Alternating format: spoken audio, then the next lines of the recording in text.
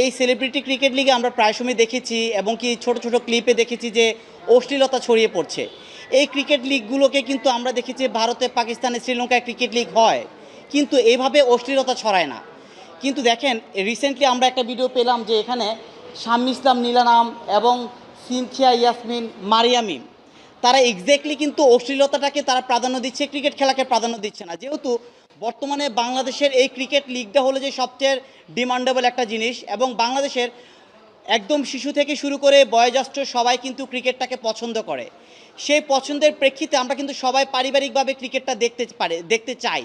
কিন্তু এই celebrity cricket league 2025 নামে যে অশ্লীলতা ছড়িয়ে পড়ছে, তো মান ইজ্জত নষ্ট হচ্ছে। কারণ এই ক্রিকেটের নামে একটা মেয়ে আছে এখানে, আপনারা সবাই জানেন মারিয়ামি, উনি এক্স্যাক্টলি ক্রিকেট খেলতে গিয়ে একটা অশ্লীল ড্রেস পরে উনি নিজেকে শো আপ করছে, এবং উনি বলছে যদি ফিগারই যদি না দেখাতে পারি তাহলে কেন খেলতে আসলাম। তার মানে তাদের কিন্তু খেলাটা মূল উদ্দেশ্য না, তাদের মূল উদ্দেশ্য হলো যে তাদের ফিগার দেখানো এবং কি বিভিন্ন খারাপ যে নোংরামি ছড়ানো সেটা। কিন্তু আমরা চাই বাংলাদেশে যেন ক্রিকেটের নামে কোনো ধরনের অশ্লীলতা না ছড়ায়, এবং এই ক্রিকেটের নামে যেন কেউ কাউকে ক্রিকেটকে কলঙ্কিত